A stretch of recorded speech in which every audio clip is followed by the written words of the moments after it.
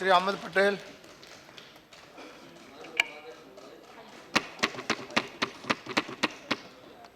बहुत ही महत्वपूर्ण मसले पे यहाँ पे चर्चा हो रही है, क्योंकि डिफेंस के क्षेत्र में भ्रष्टाचार होना, मैं समझता हूँ ये राष्ट्र की सुरक्षा के साथ खिलवाड़। जो पूरी बहस छेड़ी गई है उसके केंद्र में मैं समझता हूँ कि दो चीज़ें हैं। एक सीएजी रिपोर्ट जिसका जिक्र शुरू में ही यादव जी ने किया, और दूसरा इटली कोर्ट में, हायर कोर्ट में जो जजमेंट आया है, जो ऑर्डर आया है, उसी को मद्देनज़र रखते हुए सारी चर्चाएं हो रही हैं। मैं ये दोनों चीज़ों पे बाद में आऊँगा, लेकिन जैसे शरद जी ने कहा था कि सार्वजनिक जीवन बनाने में कई साल लग जाते हैं, लेकिन कहीं एक गलत आरोप लगा दिया तो किसी का भी सार्वजनिक जीवन खत्म हो जाता है। मैं 40 साल पहले अपनी बूढ़ी माँ को गांव में छोड़ के दिल्ली में इसलिए नहीं आया था कि यहाँ के कोई भ्रष्टाचार किया जाए या कोई बेईमानी की जाए, और सार्वजनिक जीवन के जो भी मूल्य है, सार्वजनिक जीवन की जो सीमाएं हैं या जो मर्यादाएं हैं, मैंने उसे कभी भी लांघने की कोशिश नहीं की। वो सीमा को मैंने कभी भी तोड़ने की कोशिश नहीं की। जहां तक, और मैं ये भी कहना चाहूँगा, ये मेरी पहली अग्नि परीक्षा नहीं है, इससे पहले भी मैं अग्नि परीक्षा में से गुजर चुका हूँ। और जो लोग आरोप लगा रहे हैं उनसे मैं कहना चाहूँगा कि बातिलों से डरने वाले नहीं, ये आसमां हम 100 बार ले चुका है तो इम्तिहान। जहाँ तक सीएजी का रिपोर्ट का सवाल है, हम भी मानते हैं कि सीएजी में की रिपोर्ट में जो भी चीज़ें हैं, और ख़ास तौर पर डिफेंस के मसले में, उसको बहुत ही गंभीरता से लेनी चाहिए। लेकिन मैं एक ही चीज़ कोट करना चाहूँगा, this CAG should not be used as a tool for the political bickering. Its reports have remedial measures and the government should take measures to implement them, he said. Who said? The then Chief Minister of the Gujarat and the present Prime Minister, Mr. Modi said this. Finance Minister also said something which I don't want to quote on the CAG report. जब CAG के बनी, ये तो बात हुई CAG report, और जिस चीज़ के बारे में, जिस जजमेंट के बारे में सदन में और सदन के बाहर जिस तरह से माहौल बनाया जा रहा है, और the gentleman sitting here, I don't want to name, जिस तरह से प्रोपेगेंडा हो रहा है, जिस तरह से बातें हो रही है, ये जो भी ऑर्डर है उसको मैं ऑथेंटिकेट करूंगा।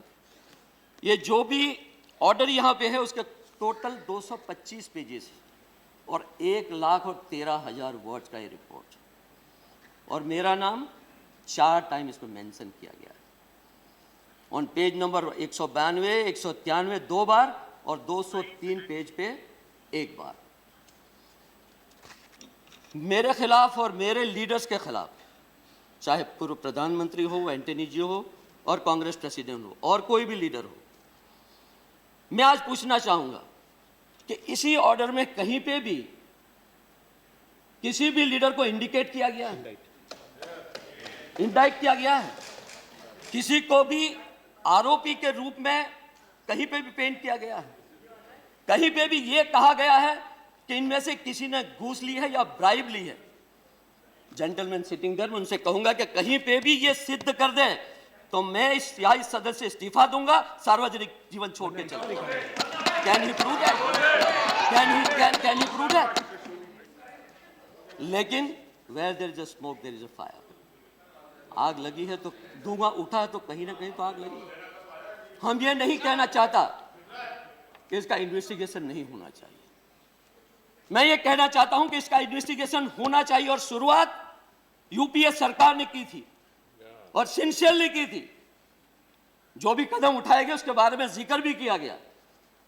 2 साल में कम से कम आप अपना तो हिसाब दीजिए।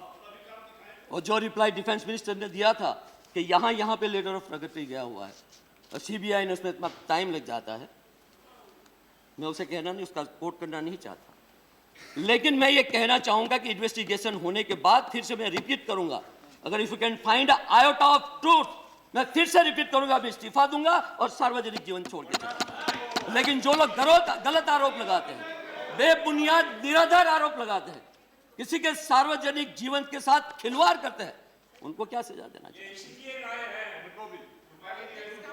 मैं ज्यादा कुछ कहना नहीं चाहूंगा। It is a matter of investigation. आप इसकी जांच करिए और सच्चाई में जाइए। न सिर्फ किसी पे आरोप लगाने से और किसी को बदनाम करने से, या एक माहौल ऐसा बना दो कि कांग्रेस करप्ट है। पहले बॉफर्स में भी ये हुआ है। इतने सारे देश का रुपया खर्च करने के बाद अल्टीमेटली क्या निकला बॉफर्स की जांच से? तो इसको लिंगरिंग मत करिए। बाकी मेरे जो पूर्व वक्ता है उनके साथ मैं सहमत हूं कि जल्द से जल्द जांच करिए और सच्चाई सामने लाइए कि कौन कल्प्रिट। कहीं ना कहीं कुछ हुआ, ब्राइब दी है, कहीं ना कहीं किसी ने ली है, लेकिन कौन है वो? लेकिन विदाउट एनी प्रूफ। कहीं पे ऐसा कोई नहीं है बिना, जिसे कहते हैं निराधार और बेबुनियाद, उसी के आधार पे माहौल बनाया जा रहा है। कांग्रेस को बदनाम की जा रही है, उनके नेताओं को बदनाम किया जा रहा है। डॉक्टर मनमोहन सिंह जी करप्शन करेंगे, एंटनी जी करप्शन करेंगे, कांग्रेस के लीडर सोनिया जी करप्शन करेंगे। इसी चीजों में जैसे उन्होंने कहा, और जिस तरह से इंटरव्यू दिया उसने, जिसमें कहा गया कि we have no evidence against Sonia Gandhi. Untyped letter किसी ने ब्रिटिश हाई कमिश्नर को लिख दिया, उसमें कहा कि they are the people, influencer, उनको टारगेट करिए। वो कोई प्रूफ हो गया? मुझे और ज़्यादा मैं कहना नहीं चाहता, लेकिन मैं तो खास तौर पे नकवी जी बैठे हैं सेंट्रल हॉल में, बाहर बहुत सारी चर्चा हो रही है कि किसी के पास ऑलरेडी 140 संसद सभ्य हो गए हैं। 20 तारीख को वो फाइनेंस मिनिस्टर को बदल देंगे, रिप्लेस कर देंगे, लेकिन 2019 आएगा, वहां तक 282 हो जाएंगे। और आप जान रहे कि कहीं प्राइम मिनिस्टर कहीं नहीं बदलेगा। तो खतरा यहाँ नहीं है, खतरा वहां पे है। आप अपनी पार्टी को संभालिए और कम से कम ऐसे लोगों को कंट्रोल करिए, नियंत्रण में रखिए कि जो गलत आरोप न करें, बेबुनियाद आरोप न करें। अगर कोई सच्चाई है तो उसमें जाइए और जो भी सजा आप दें वो भुगतने के लिए हम तैयार हैं। धन्यवाद।